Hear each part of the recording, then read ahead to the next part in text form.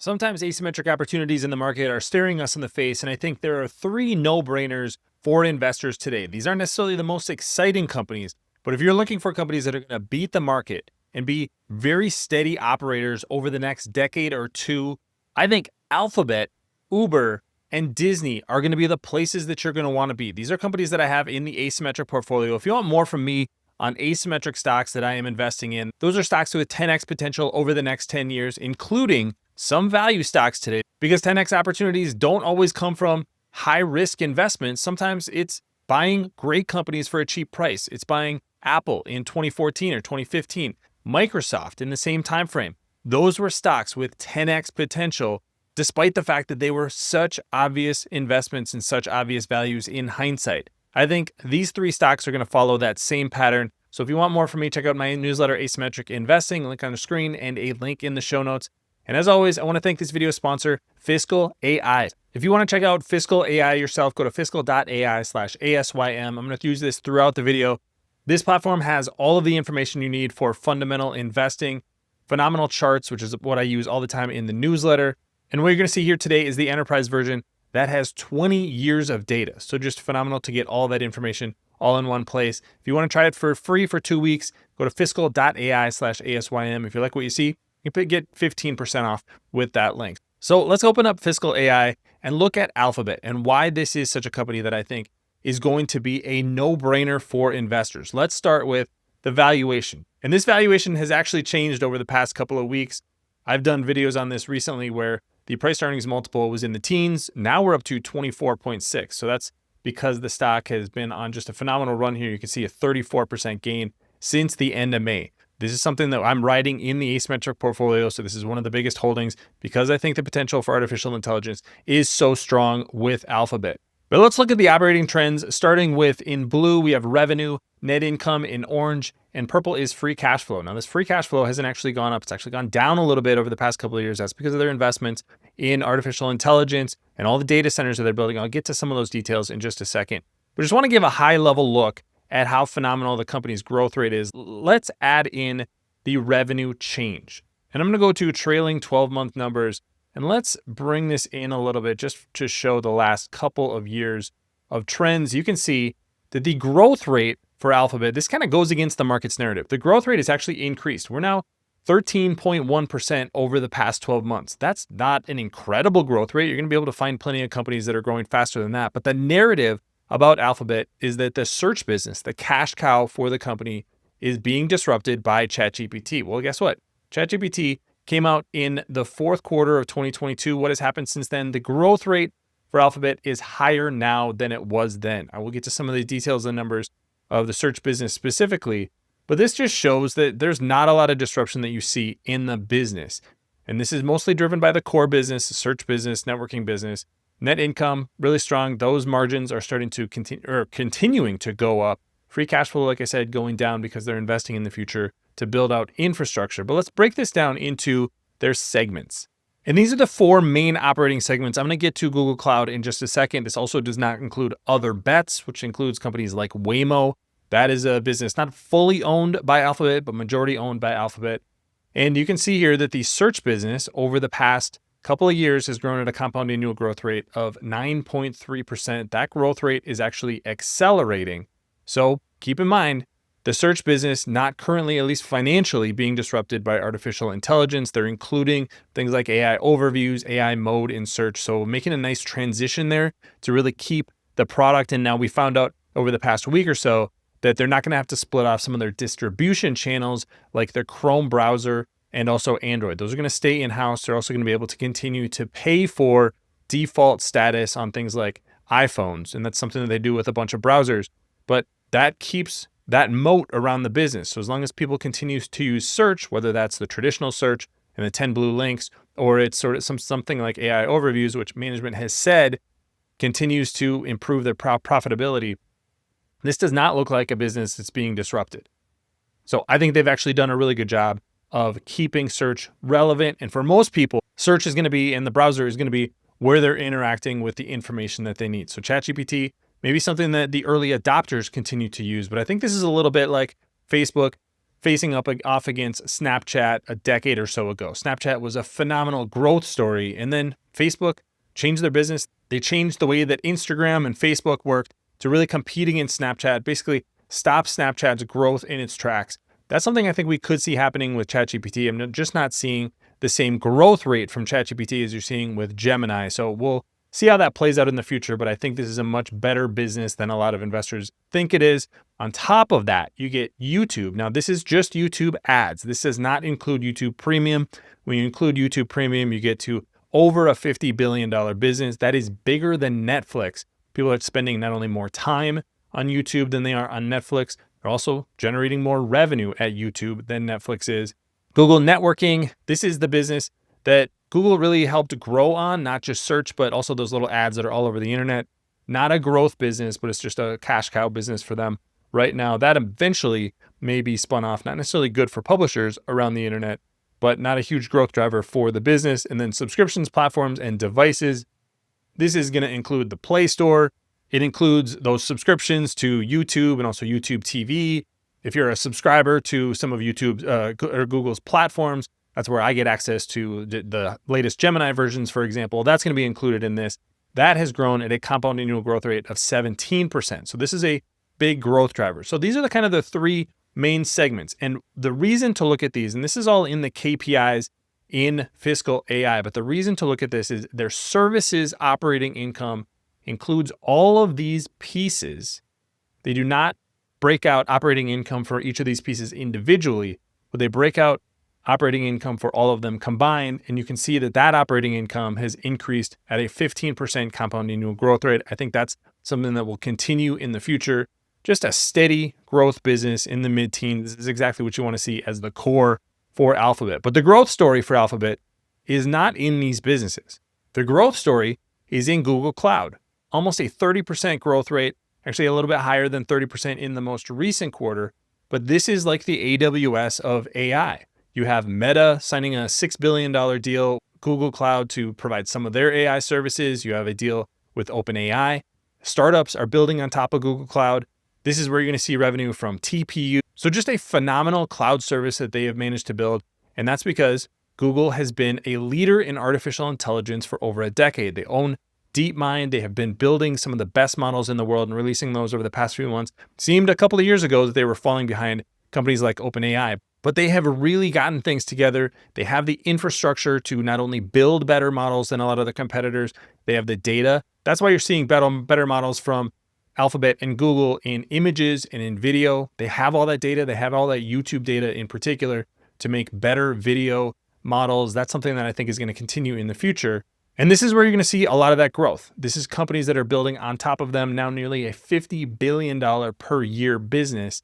This is a business that I think could be worth $500 billion, maybe $1 trillion on its own just in the next few years. So this is really the growth story for Alphabet over the next few years. So what I haven't covered here is the businesses they don't really break out. Waymo, another very valuable business. They're adding more and more cities and planning to add probably a dozen cities or so over the next year. I think that is a leader in autonomous driving that still is not getting a lot of credit. Eventually, it probably makes sense to split that off into a new company, but that's something that shareholders would get a piece of if they end up doing that. So you add all of this together, and I think there's a huge moat around Alphabet's business. A decade from now, YouTube isn't going anywhere. I don't think search is going anywhere. They're a leader in artificial intelligence. Their infrastructure is better than anybody else when it comes to AI and the cloud. So Alphabet going to be a phenomenal player over the next 10 to 20 years. You can get this stock for less than 25 times earnings. Just a few weeks ago, that was a little bit lower than that. That was when I was buying in the asymmetric portfolio, but still a pretty good valuation today. That's something that I think when you look at the drivers of a stock's increase in price, you're going to look at revenue growth, margin expansion, and multiple expansion. So three things can all work together at Alphabet to push that stock price higher over the next 10 to 20 years. I think this is a no-brainer investment for a long-term investor. Uber is another company that I think 10, 20 years from now, we're still going to be using Uber. This is still going to be the default company to get a ride, to order food, to order other goods and services that you may need to deliver to you. And the real growth story for them, the 10x opportunity, is in autonomous driving, in robotics. They're going to be able to increase the supply of rides and lower the cost of those rides. Start with some of the financials before I get to that autonomy story. Price to earnings multiple, 15.8. This includes some one-time benefits over the past year. So really a forward basis, you're looking at a price to earnings multiple of about 30. Not the cheapest stock. You can find cheaper stocks out there, but look at this compound annual growth rate, 22.8% over the past 3 years. Their financials just continue getting better year after year. Let's look at revenue in black, net income in blue, and free cash flow in orange. You can see that what's really happened with Uber over the past handful of years is they've increased their take rate. So the percentage of each dollar that you spend for a ride or you spend to get food delivered, they've increased that percentage that's allowed them to be profitable. This is something that's happened across the industry. Lyft has increased their take rate. DoorDash has increased their take rate. They're basically past the point where they're going to subsidize growth. Now they want to grow organically and profitably. That is exactly what has happened. Now $8.5 billion worth of free cash flow, $12.6 billion worth of net income over the past year. But this free cash flow number, that's what you really want to keep an eye on. They just went to free cash flow just a few years ago. So just phenomenal operating leverage in the business. But the thing you really have to think about with Uber is the strategy of the business long term. This is an aggregation business. So they want to aggregate demand. They want to have as much demand for as many things as possible on the Uber app or on the Uber Eats app. So when you go look for a ride, you want Uber to be the first place that you go to. That's what they want as a business. When you need something delivered to your house, whether it's food, whether it's something from a retail store, we want Uber Eats actually to be a place that you're going to end up going. I wouldn't be surprised if they unify those apps eventually, but that's really the idea, is that Uber is the first place to go when you need a ride or you need something delivered. That's the power of the business, because once you have all the demand in one place, then supply follows. So drivers follow, retailers, restaurants follow. But the point of power is having all of that demand. That's really what Uber has over companies like Lyft. DoorDash is a little bit different business model. They're really catching up on the food delivery side, but those are the three competitors to look at. And Uber, I think, is really in the pole position. But what separates them and what presents a 10x opportunity? This is a good growth business today. Could be a solid double-digit growth business for the next 10, 20 years. But the 10x opportunity is in autonomy. And the idea with autonomy, this is a presentation that Uber gave earlier this year, is that they're going to get their price per mile down under $1. So right now, that number is more like $2.50, maybe $3 per mile. So reduce that cost. And then what you're going to do is you're going to expand the market. So you reduce the cost to make it to the point where maybe it makes sense for people not to have a second car or a third car. Eventually, it makes sense for people not to learn how to drive in the first place because there's so many autonomous vehicles and they're so inexpensive. That's the $1 trillion opportunity for Uber. So how do they do that? The strategy is pretty clear. They want as many autonomous suppliers as possible. They want to commoditize the supply, just the way they have with human drivers. Human drivers, there's no single human driver that really has any power over Uber. Uber is aggregating all that demand from customers, but a driver is just one driver. So they're not going to be able to say, you know what, I need to have a higher take rate, or I want to charge more. That driver can leave the ecosystem and they'll just be replaced by somebody else. I think the same thing is going to happen with autonomy. You're going to have dozens of companies that are going to be able to supply vehicles. And as long as companies and fleet owners are able to own those vehicles and operate them efficiently, make a little bit of money themselves, they're going to continue increasing supply to Uber and actually bringing innovations. One of the things that I think we're going to see in the near future is not only autonomous vehicles for driving people around, but also bringing deliveries autonomously. So an autonomous vehicle brings a delivery, and then maybe you have one of these humanoid robots that actually brings it to your door, brings it to you. I think that's ultimately the future, is that you take the human out of things altogether. That is what really presents a 10x opportunity for Uber. How big is that market? Is it 5 times as big as what the business is today? Is it 10 times as big? It's hard to put numbers on it, but I think it's pretty clear that with autonomy, Uber has a 10x opportunity as the aggregator of demand today. I think this is a company that's going absolutely nowhere, just a no-brainer for investors.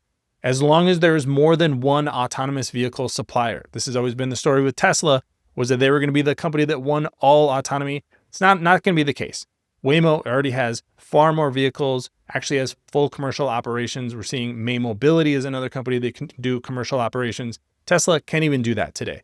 So they did not build out that business the way that they thought. That means that there's going to be dozens of suppliers in the market. And if there's a lot of supply, what you want to own is the companies that own demand. Uber is that company. The third company that maybe isn't the most popular is the Disney company. $213 billion market cap, price to earnings multiple right now, 18.4. So not all that expensive, but it's not a high growth company, just 5.2% revenue growth over the past 3 years. But think about the advantages that Disney has in the market. We'll go through their two main businesses. Their main cash flow business today is their parks and experiences business. That business is going nowhere. Disney World is going nowhere. All of the parks and resorts that they have all around the world are going to continue being magnets for people, going to continue to be extremely profitable. So that's going to be a foundation to build on. But the growth story for Disney is going to be in their streaming business, not just Disney Plus and Hulu, but they recently added ESPN going over the top. I think that's where you really have the moat. ESPN is going to be the center point for sports fans. It's going to be the aggregator of demand for sports. You have companies like Netflix, Amazon, Apple trying to get one-off sports, trying to be a churn mitigator or something that maybe people have to sign up for a little while to watch something that they really like to watch. But the go-to place for sports, for particularly NFL, college football, and basketball, is ESPN. That's going to give them a power position over the next decade. And I think those sports rights are going to move more and more to ESPN, maybe with some add-ons. But the one that you're going to have is ESPN. That's really the power position. But let's go through some of the numbers.